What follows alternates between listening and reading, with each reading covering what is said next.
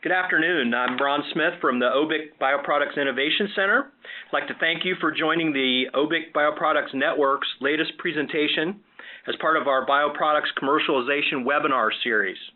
Today's webinar will highlight our West Coast partners of the OBIC Bioproducts Network.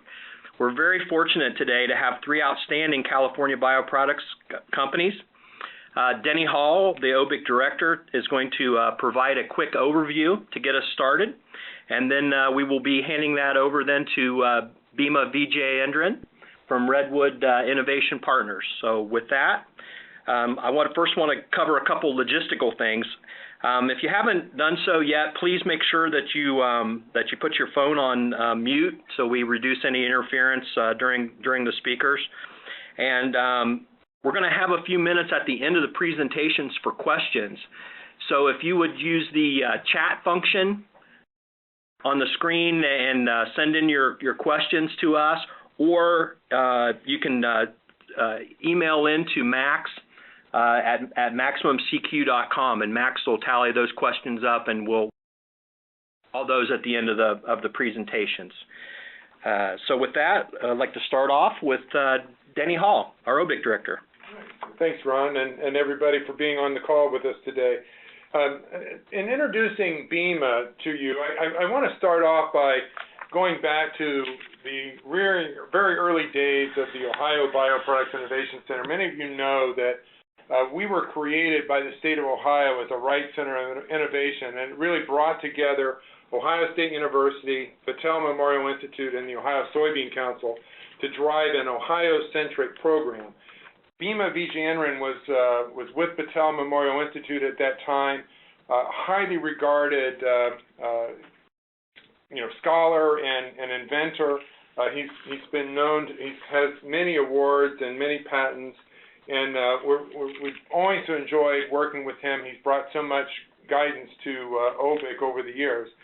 And upon retirement at Battelle and moving out to Carlsbad, California, Bhima continued to be active in OBIC, and we've been so delighted by the guidance that he's, again, continues to bring.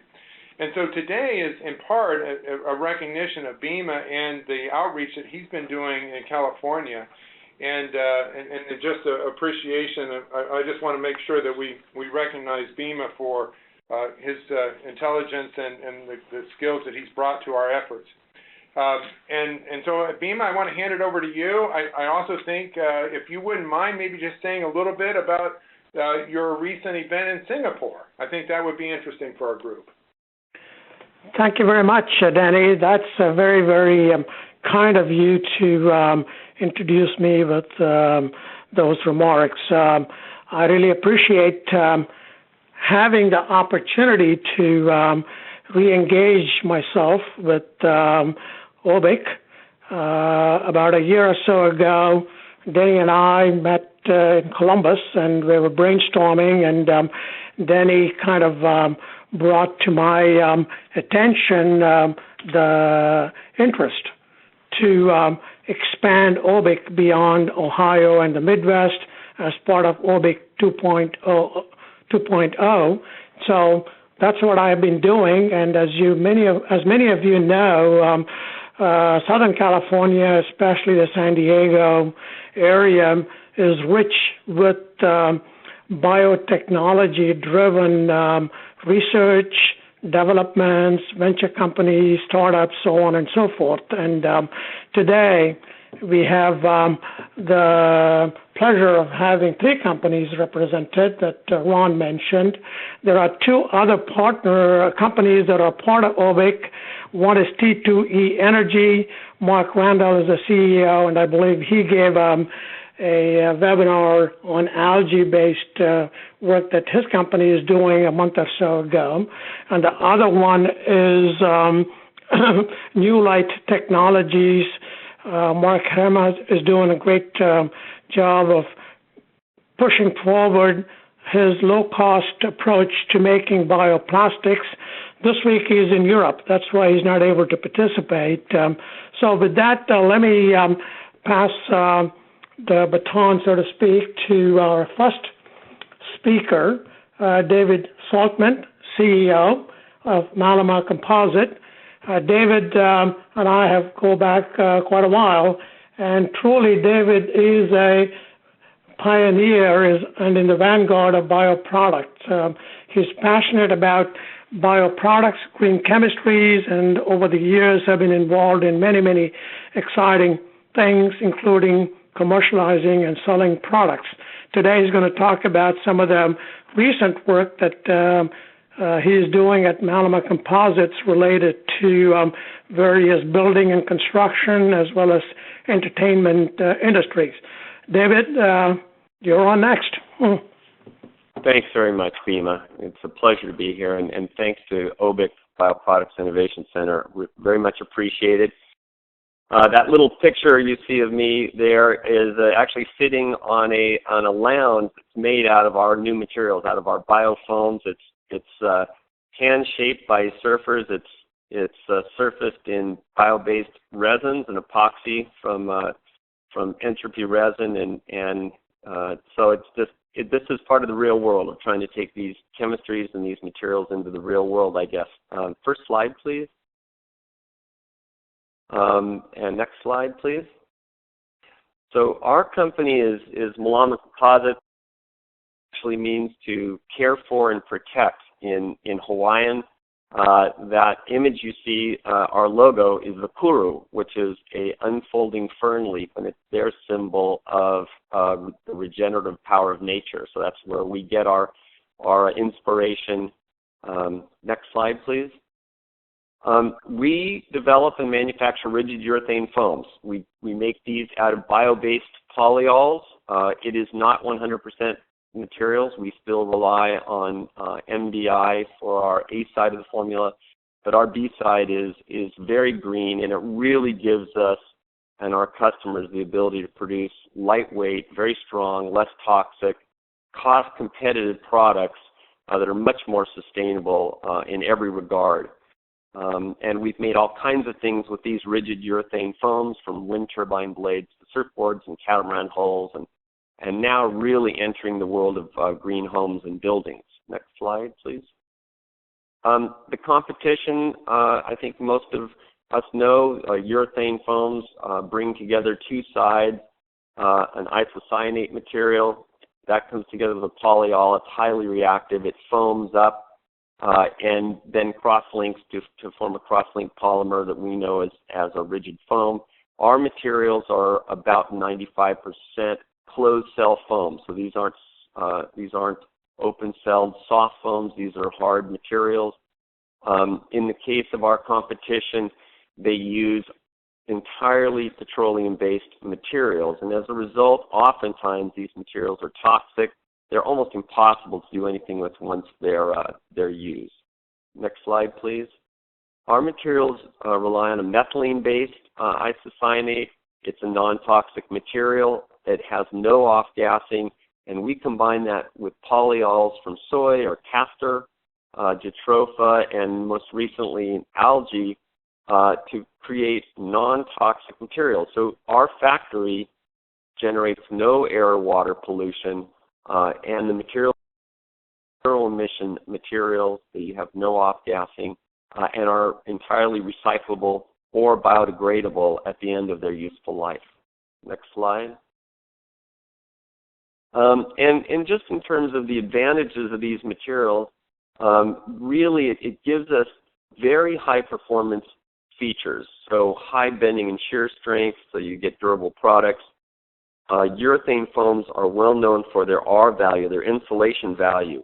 So high moisture resistance, really enabling us to get into the whole world of insulating cars, homes, appliances. These are common areas where you'll find urethane foams, and we simply create urethane foams that are a greener form of that. I mentioned that they are low-cost materials. We have to be price competitive with existing products in order to be successful in the marketplace. And finally, these are carbon-negative materials. So every pound of our foam, actually according to a study that was done by NIST on behalf of the U.S. Department of Agriculture, every pound of our foam sequesters over 2.5 pounds of CO2, that's carbon. Next slide, please.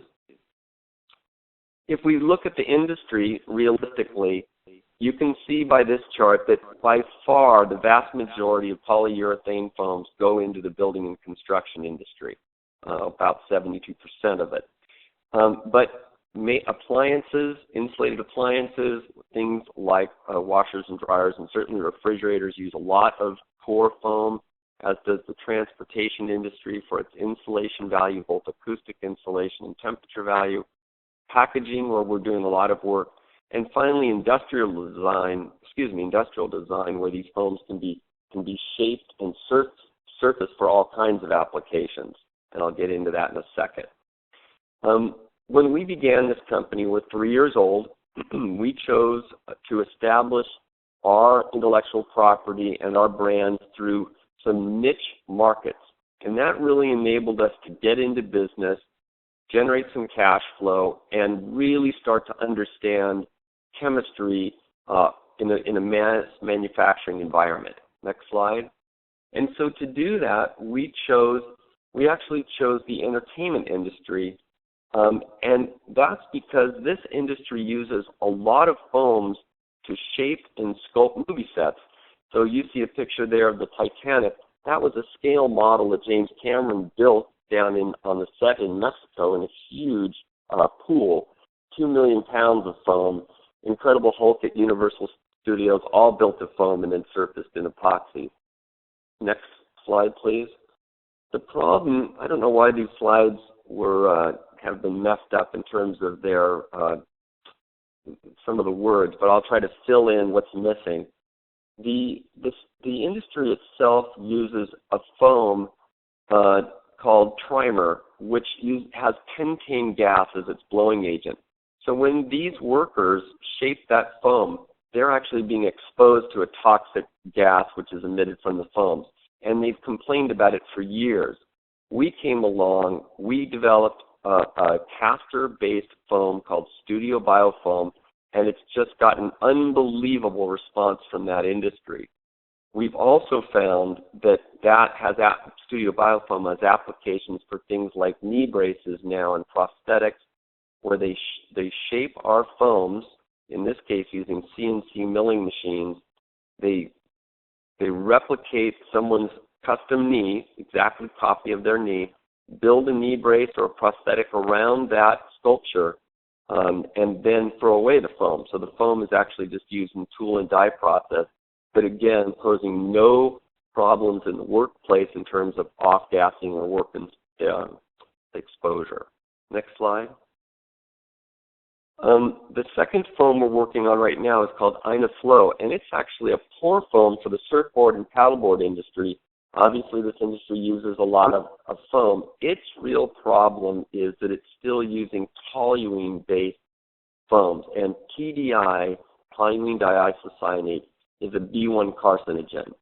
So you can imagine these workers. That's a picture of Rusty Preisendorfer, who makes Rusty surfboards and is a close friend of mine, working where his entire life hand shaping these beautiful boards, but being exposed to toluene as he does, and that's absorbed by the skin as well as inhaled. So we have created an entirely water-blown foam using MDI and a recycled polyol, which we think is going to be very good for this industry. Next slide. And then we've also created a packaging foam called Inafil, and the packaging industry, insulated packaging industry, is an interesting one to us. It's very large. It's over $500 million of opportunity in the U.S. alone. And what this is the pharmaceutical industry and biotech industries ship reagents or vaccines or even organs all over the world, and those boxes have to stay cold inside. So they essentially pour a box of foam inside a cardboard box, and we've developed a material which works very well for that, has very high insulation value and high impact strength, so that these very expensive packages that they carry, the reagents or the chemicals, won't be damaged in shipping. Next slide, please. So this year is sort of our big launch year, I would say, for a brand new set of materials. We as I said earlier, you can see by that pie chart that the largest industry for us really is the building and construction industry. And that, for us, represents on so many levels the real purpose of our mission. Because our homes and buildings around the world utilize about 60% of all resources on Earth, and they generate about 40% of all greenhouse gas emissions. And that's in heating and cooling of those homes and buildings. So if we can make higher performing, higher insulated green homes, we've really made a significant contribution on a global level. Next slide, please. And so in this picture, what you're seeing are structural insulated panels using our foam, surfaced in the case of the left-hand picture with oriented strand board. In the right hand, it's surfaced in cementitious material, panelized building systems. And our first project is actually on the Ivory Coast. I've just received the purchase order for that. And we're going to be building up to 10,000 small homes, all pre-panelized, using our foam surfaced with geocomposite materials, geocomposites being made out of a cementitious material. And we're very, very excited about, our advent into that industry. And we're using a material called Inocore, which is a fire-rated, highly insulative product that we're launching this year. Next slide. We see all kinds of market drivers. There's obviously U.S. Green Building Council's LEED program is focused on energy efficiency and also on resources, renewable resources, and indoor air quality. EPA's environmentally preferred purchasing program, where I'm right now fighting with the USDA. Some of you on this call can help me out here, because on the biopreferred program, even though we are the highest bio-based rigid urethane foam on the market today, we fall underneath their required 25% threshold. So I'm going to be doing some lobbying here in the not too distant future to make sure that we can wear a USDA bio-certified products logo as well. And then the Department of Energy has obviously a program which very strongly incentivizes energy efficiency in homes and indoor air quality. And so you can see that from the outside world as well, we're really being pulled into the market of building materials. Next slide. And that really brings us to a notion of creating a brand new building system that stick frame homes and cement block homes really are in the Stone Age. Our building methodologies are primitive relative to other industries. If you look at the revolution that has happened, say, in the electronics industry enabled by polysilicon materials, or in the transportation industry motivated by composites. And yet in the building industry, we really are in the dark ages. So I think it's high time that our homes be as smart as our foams.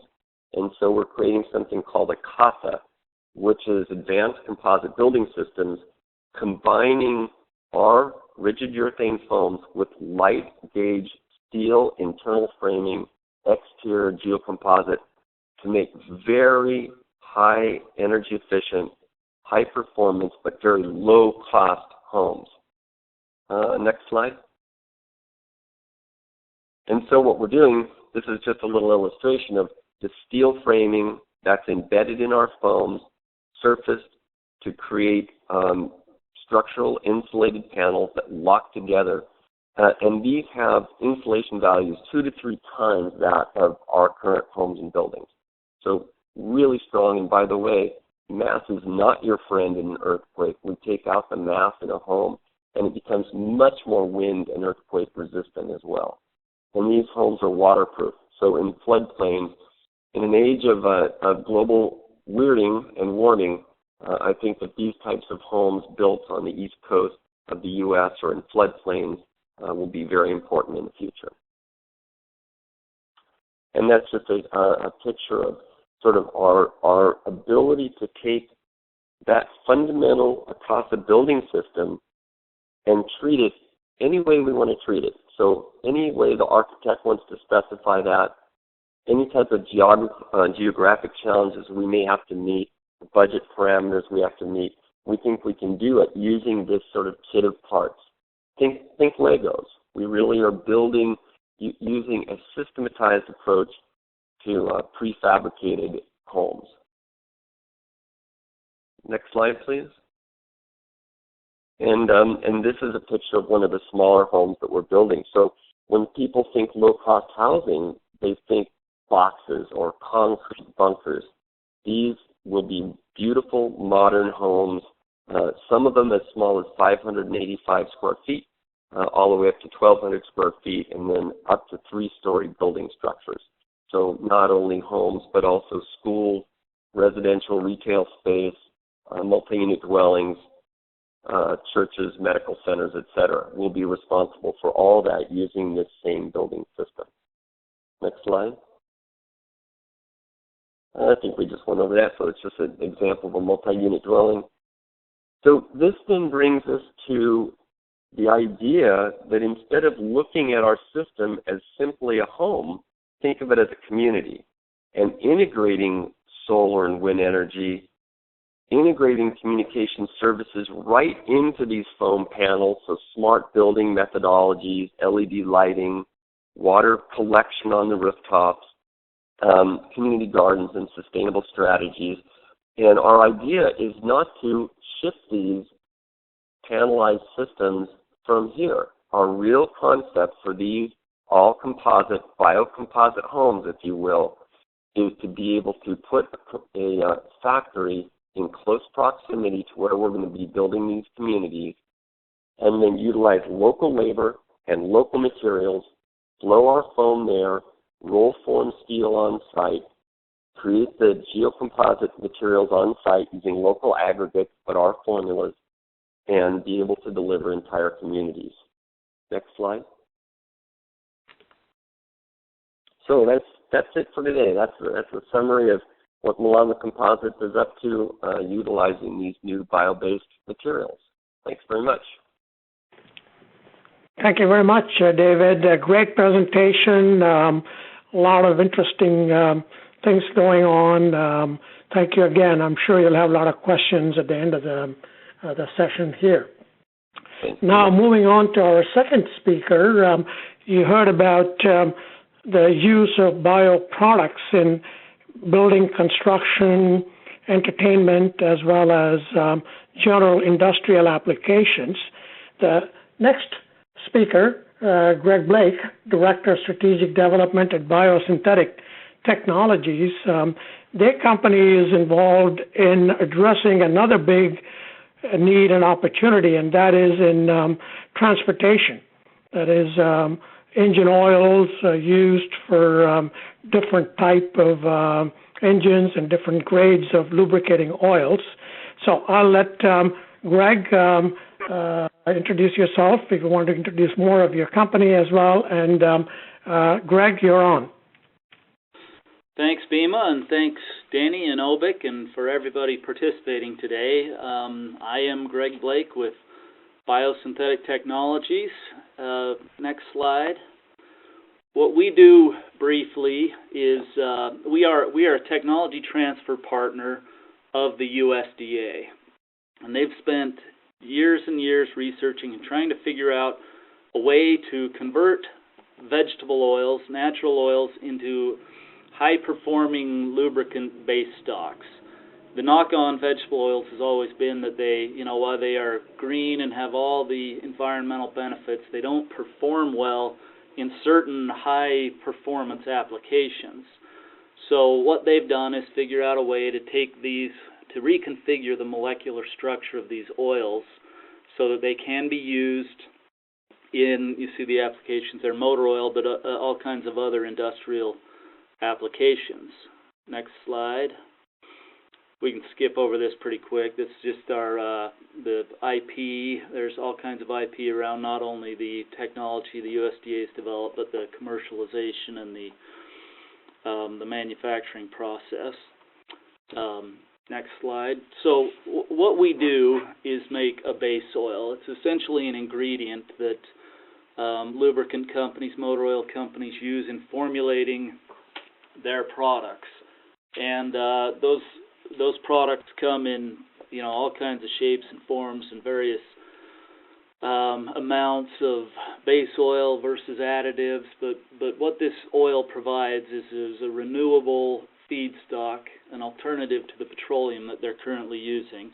This is just a partial list of some of the companies, and you'll recognize some of them, that are testing and formulating these products in their products. Next slide. So I won't spend too much time on this, not being a chemist, but this manufacturing process takes the triglyceride found in canola, soy, algal oils, all these different kinds of products, breaks apart the triglyceride, and then reconfigures these free fatty acids into a more robust product that overcomes some of the inherent deficiencies that vegetable oils have. And one of the things I think is exciting about this, the only byproduct of this process is the glycerin and a small amount of water. It uses low temperature. It's inexpensive relative to the refining of petroleum-based products. The next slide just shows we have a demonstration facility we built on the Albemarle chemical plant in Baton Rouge that is a scalable working model. This facility is now producing to spec product, but at low quantities. So, next slide. Obviously, as David mentioned, any product has to compete with the existing products in the market from a cost perspective. Nobody's going to pay more because of its environmental benefits in general. So this demonstration facility is scalable, and our next step in the commercialization process is to get a full-scale commercial production plant. That's probably 1.5 years, 2 years worth of construction time, and we hope to start that pretty soon here. Next slide. We talked about, I mentioned previously, some of the knocks on vegetable oil, some of the inherent deficiencies. But vegetable oil does have some great lubricating properties. It has excellent viscosity index. It obviously has many environmental, renewable benefits, sustainable benefits. But you think it has some inherent deficiencies, oxidative stability being one, and that, you know, the product will break down. Another property that vegetable oil struggles with is its temperature properties. And you think if you've ever put a jar of vegetable oil, a bottle of vegetable oil in your refrigerator, it gets hard at not very low temperatures. So this reconfiguration of this molecule has overcome those properties and puts it on par on oxidative stability and temperature properties with some of the highest grade synthetic petroleum alternatives. Next slide. This shows, and in the focusing on the world of motor oil, you have certification process from the American Petroleum Institute, and they get together with the automakers and the additives companies, and they set standards every few years that an oil has to meet to not void the warranty in your vehicle. Some of the most difficult tests to pass in that whole battery of tests, this first is the piston deposit rating. So this kind of shows how this oil performs relative to petroleum. They do a test on a scale from 1 to 10, 10 being a brand new piston, and the standard is 4. So conventional motor oil gets about a 4 to 5.5 on that. Synthetic motor oils do much better at 6 to 7.5. Our product gets an 8.5, so it's very good on keeping the engine clean. This next below is the camshaft wear, and you're allowed 90 microns of wear to pass the test. Our oil gets 1 micron, so it performs very well on those motor oils. This next slide just kind of shows how important that piston deposit rating is. These guys, the big guys, advertise their piston deposit rating. Unfortunately for them, these bioproducts, or fortunately for them, these bioproducts, by including them in their formulations, will get them much higher up the ladder than they currently are in that process. The next slide, we are very pleased to just a couple of weeks ago have announced that we have received from the American Petroleum Institute certification on a couple of blends that we have. Now, our business model is to sell these ingredients to the other companies, but because of the proprietary nature of their work, they're unable to share a lot of their data. So we got our own product certified by the American Petroleum Institute on a 5W20 and a 5W30 grade, and so we can talk about the test results and share those with people and give the market confidence that a bio-based oil can meet those standards. Now, this oil, the oils that I showed you some of the results from before, was 100% our oil plus the additives, which equates to about 85% base oil, 15% additives.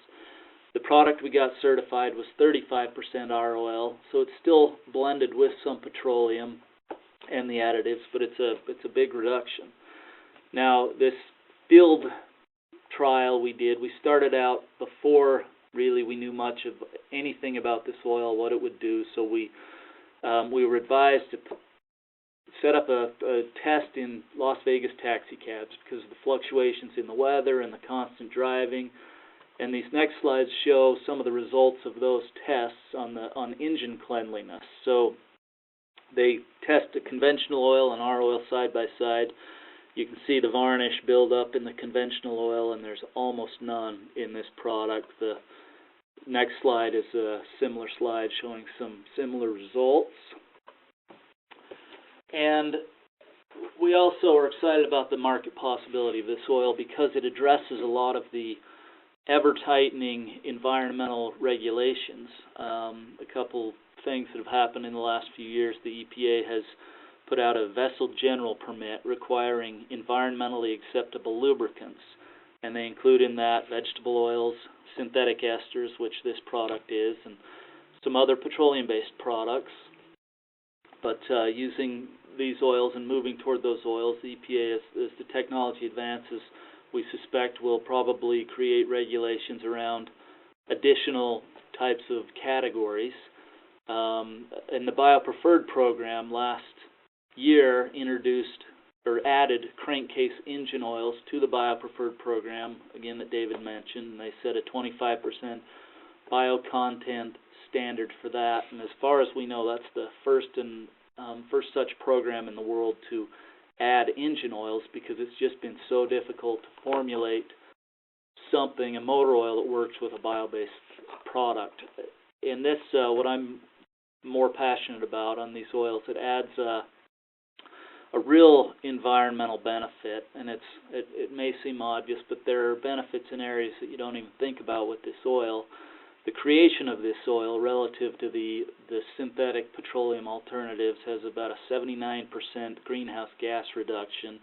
And then the obvious benefits when the oil leaks out of your car onto the road, when it gets dumped down the drain, or most of this oil that gets burned to fuel, releasing carbon into the environment. So a move to these bio-based oils substantially mitigates a lot of those environmental problems. And it's there's about 10 billion gallons a year of motor oil that's lost to the environment. So you compare that to the oil spills we hear about all the time. It's substantially more amount of oil lost from these motor oils and industrial lubricants in 100 days around the world than has been lost from oil spills, tanker spills, pipeline ruptures over the last 100 years. The next slide. We can make this oil out of any oleic acid. So we have feedstock flexibility. We can make it out of a wide variety of products. And it really, relative to fuels, it doesn't move the needle in driving up prices like the RFS has done or anything, because it's a small percentage relative to fuel, but these petroleum-based motor oils cause 40% of the water pollution in U.S. waters. So by replacing a tiny percentage of the petroleum in the transportation sector, you can make a big, big impact on the environmental impacts. The next slide. We have to be cost competitive. Any product does, and we are able to. This won't mean a lot to a lot of people, but it shows kind of the price range of the petroleum products that are out there. The low-grade synthetic oils, they are very inexpensive, but anything synthetic blends, full synthetics, any product that uses a synthetic oil, we can compete very, very well with on price. So we're optimistic about that. Next slide. We talked about some of the applications. In addition to motor oil is about half the lubricant market worldwide. There's all kinds of other applications for other industries for this product. Next slide. We also can make personal care products out of that, and a lot of people aren't aware, but most of the personal care products out there are petroleum-based as well. So we think the market is interested, and we've got verification from a lot of our partners there that people would prefer to spread vegetable oil on their face than petroleum. So that's kind of a quick summary of us, and appreciate your time, and thank you for listening. Greg, thank you very much. Great presentation, a lot of data, and exciting developments, including plans to scale up your products to a full manufacturing 18 months or so. We have the third speaker of this webinar, Dr. Ray Miller from Verdesign, a local company in Carlsbad, and I'll let Ray introduce yourself and tell us about all the exciting things you're doing with adipic acid and some recent items that your company was in the news when President Obama visited Malaysia, and I believe your company had a great announcement during that visit. You're on.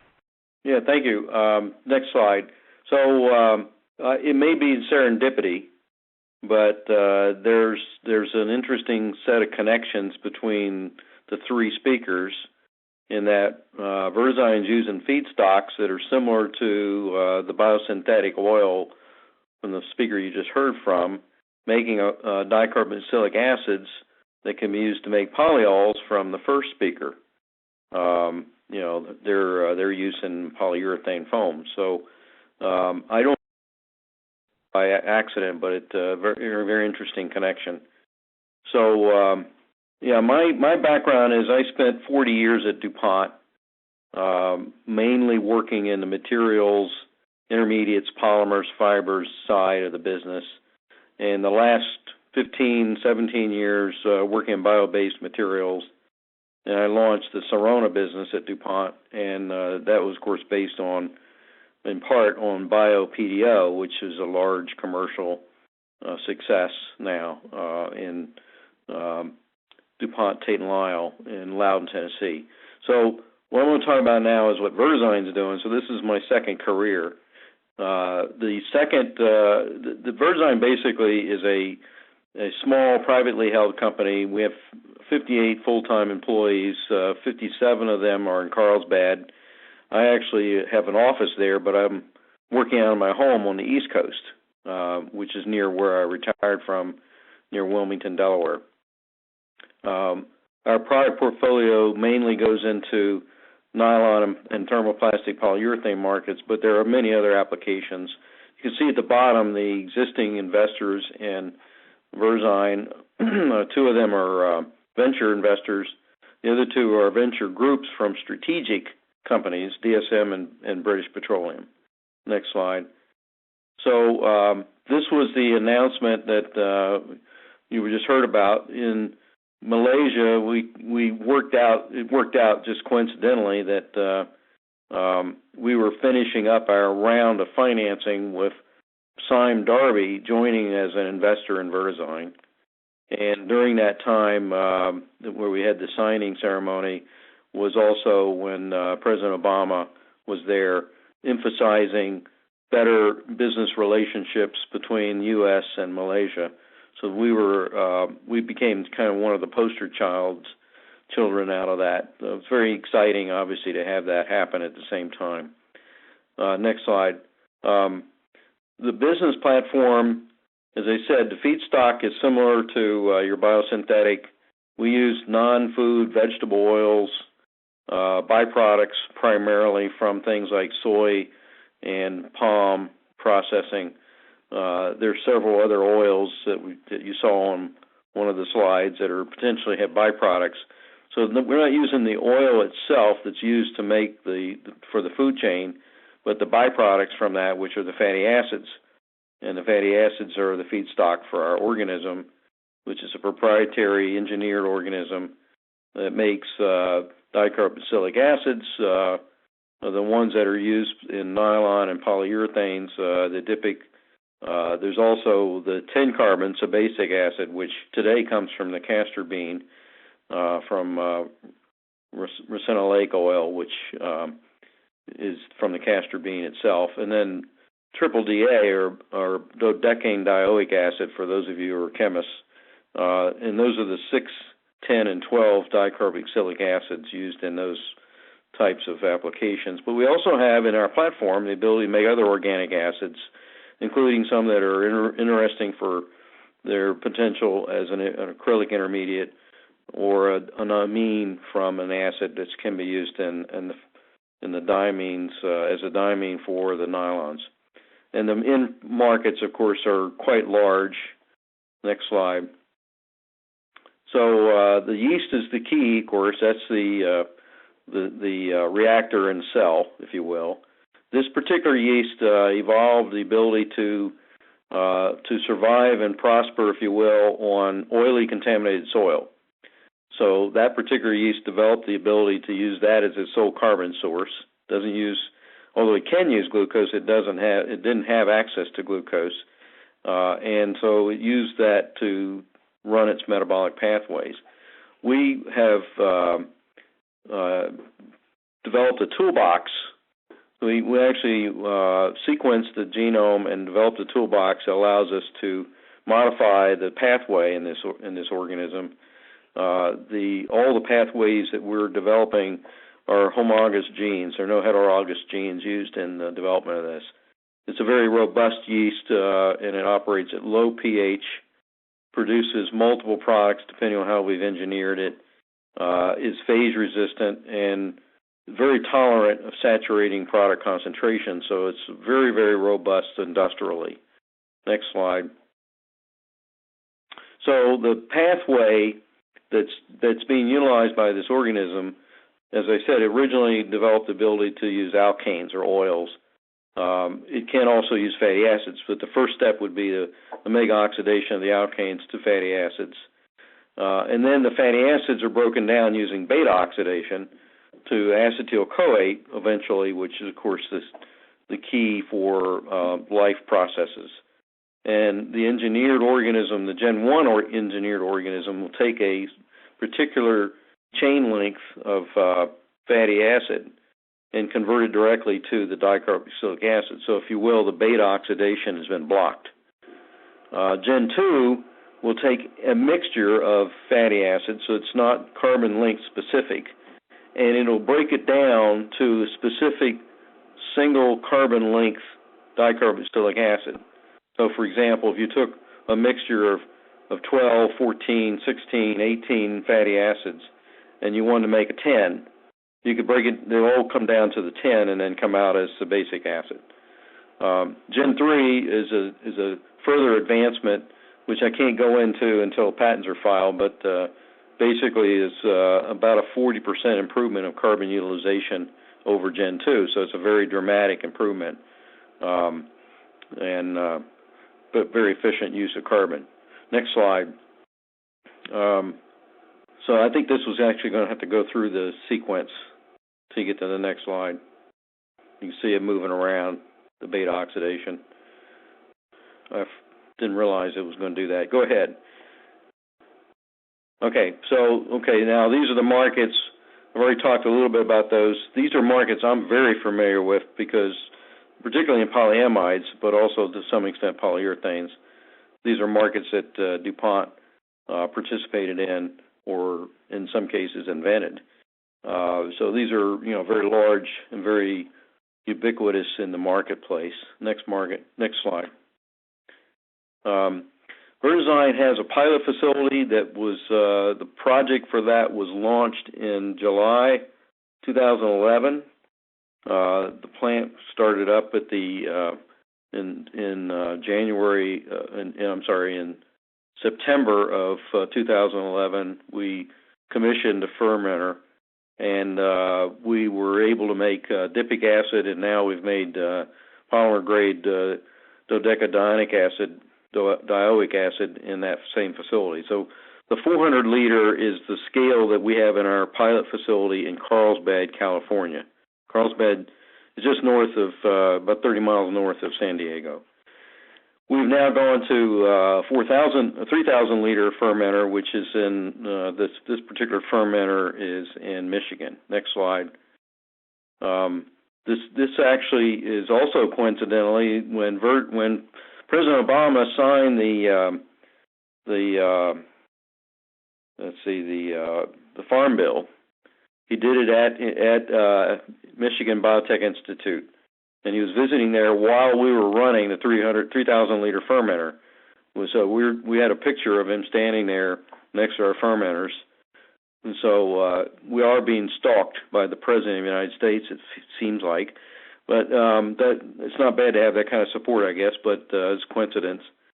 So Verdesign's triple DA is in that lower left picture where you've got a lever pack. You can see this crystalline white powder.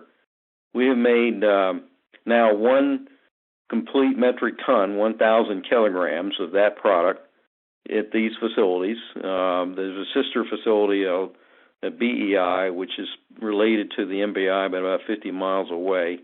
So the fermentation was done at MBI, and the downstream separation and final recovery of the product was done at the BEI facility. This is 10x the scale of the pilot plant in Carlsbad. Met all the customer specifications. Basically, from what we can tell, it's the best quality on the market. And we've begun sampling customers. Feedback has been very positive from customers. And now we're starting to move towards developing the engineering design data so we can build a commercial plant.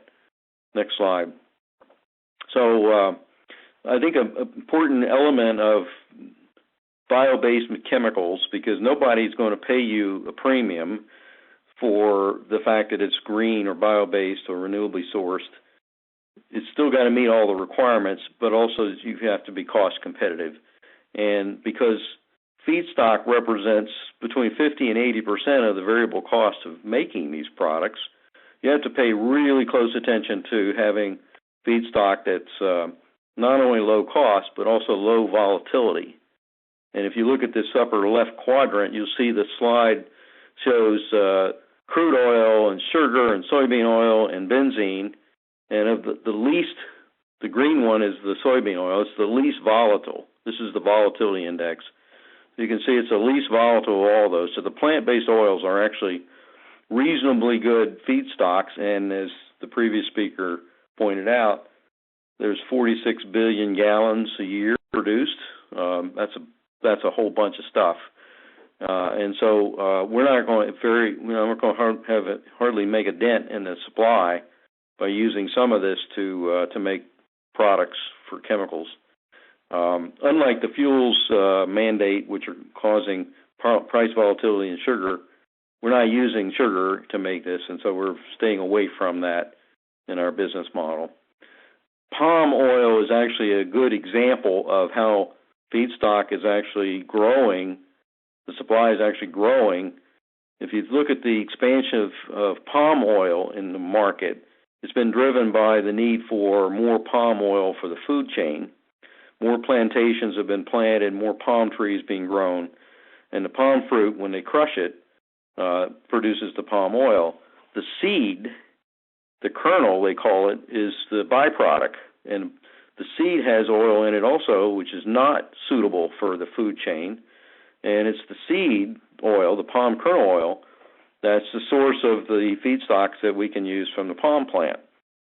So it creates a very favorable supply versus demand pricing structure. You want to be tapping a non-food source. You want to have that the source of that be growing, and preferably be in excess, so you keep the prices as low as possible.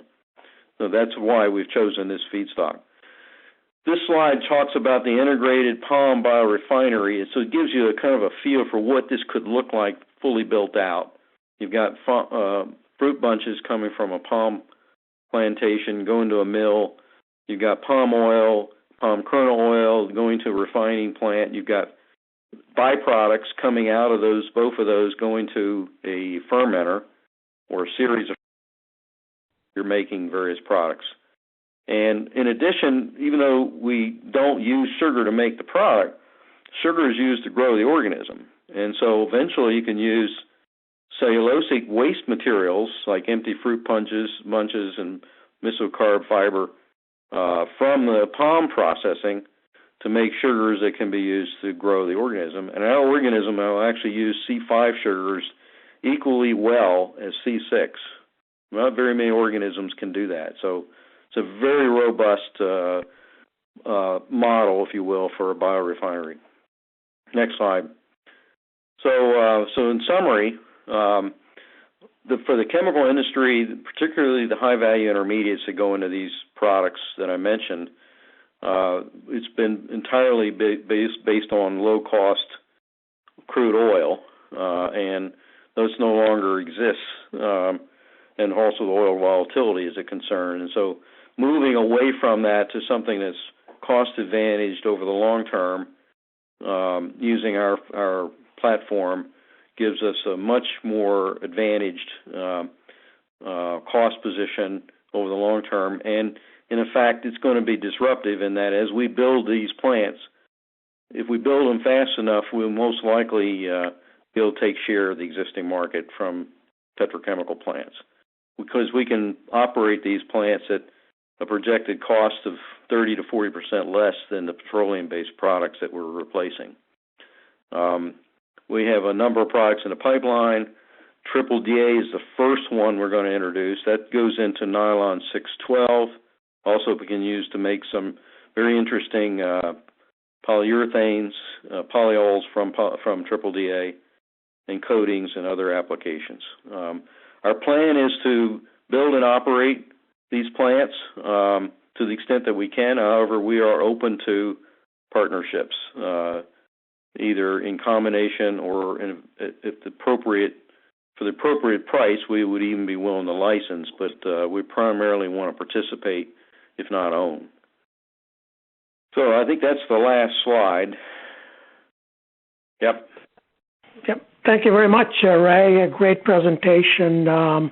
Let me sort of make some concluding remarks, and then we'll open it up for questions. I think you heard three companies in the marketplace, so to speak. You know, these bioproducts that they described cover very, very large and substantial markets. David talked about construction and entertainment and sports good type of markets. Greg Blake talked about the large lubricant market, and Ray Miller talked about plastic intermediates, chemicals, and coatings and other products. Each one is in the billions of dollars in the U.S. and worldwide, much larger than that.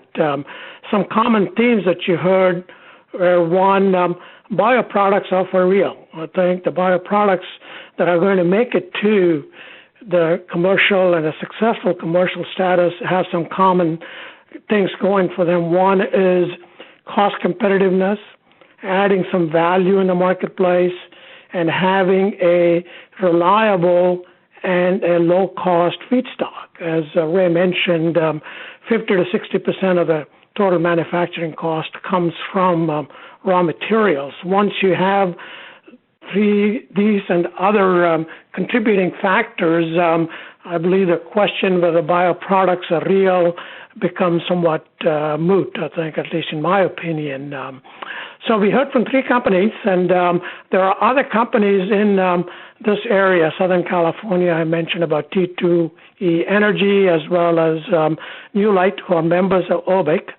Every time I go and talk to other companies, they are very interested to know more about OBIC, more about how they can participate, as well as how they can benefit from the open network that OBIC has.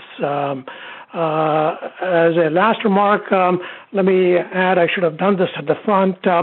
After retirement from Battelle, a couple of Battelle staff, Jim Sonnet, who may be on the line, as well as Dr. Rob Carnes, who is also an ex-Battelle staff, started a company called Redwood Innovation Partners.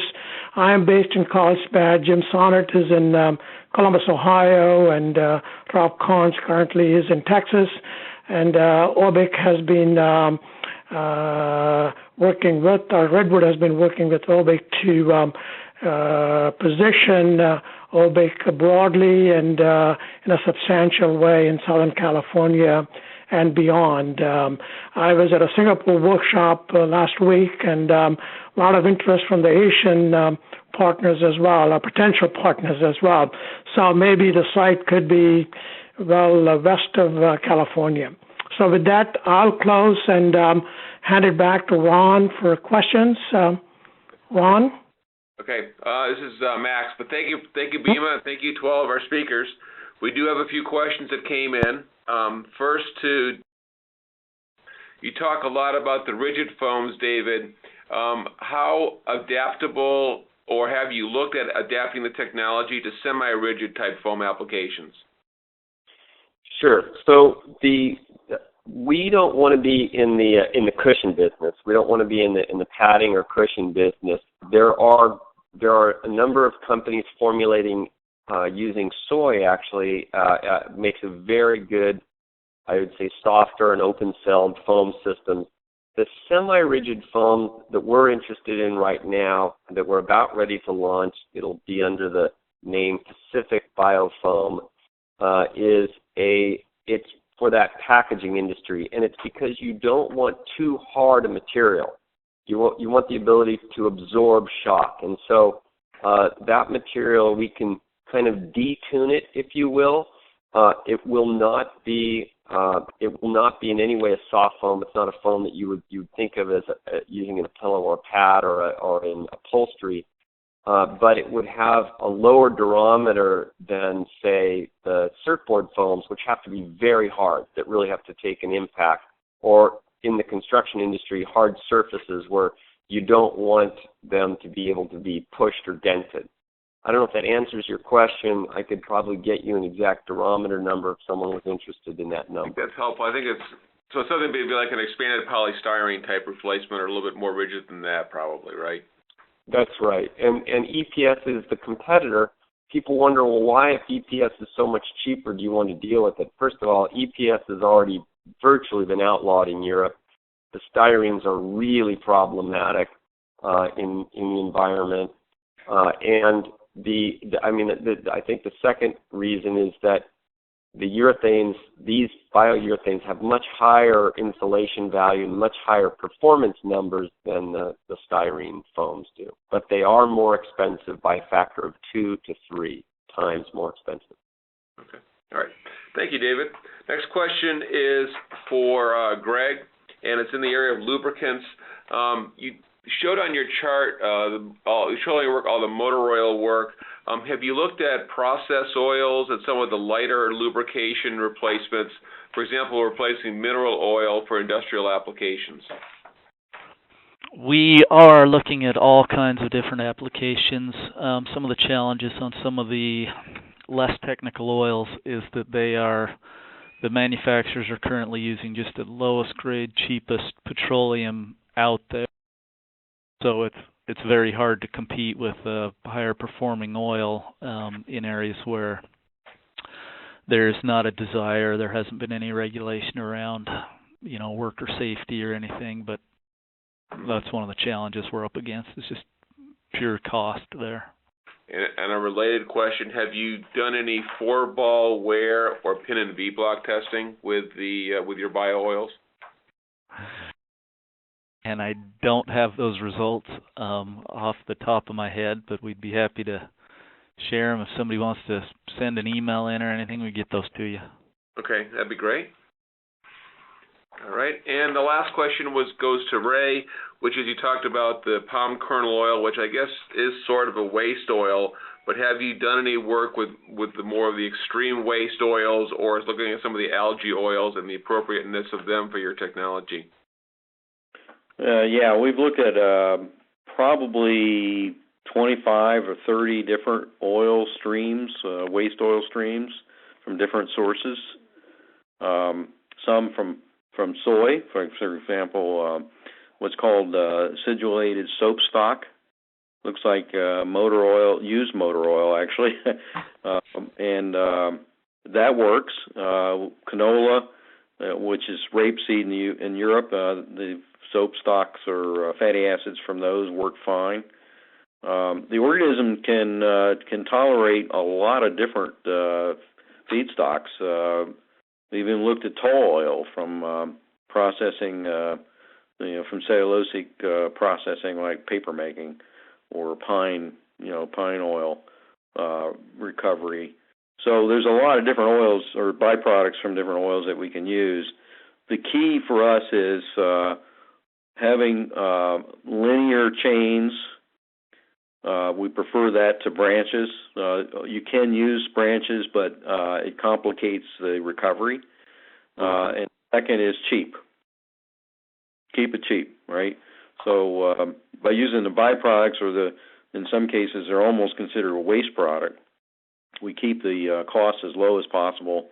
Particularly important when you're trying to make something like adipic acid, which today is made from benzene. The benzene is relatively in surplus in China, and there's a lot of producers in China of adipic acid, and although their quality is not so good, their cost is very low, and they're pricing it around $1 a pound. So, if you're going to compete with that in that market, you've got to have pretty low-cost feedstock.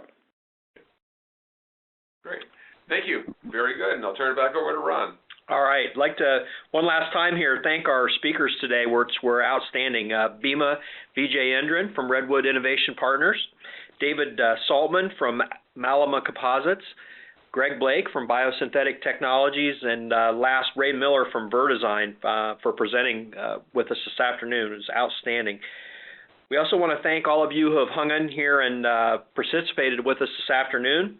We hope you'll join us again for our next OBN webinar on June 27th, when we will be covering advanced bioenergy technologies as part of our USDA-awarded Biomass Research and Development Initiative, BIRDie project. If you're not yet a member of the OBIC Bioproduct Network, I highly encourage you to visit our website and find out more about us and download a membership application. Membership in OBIC will ensure your access to great programming opportunities such as our networking events, our annual meeting, and also keep your company at the forefront of happenings in the bioproducts industry. Again, I want to thank you for participating in our webinar series, and we look forward to seeing you again real soon. Thanks very much. Thank you. Thanks, guys. Thanks. Thank you.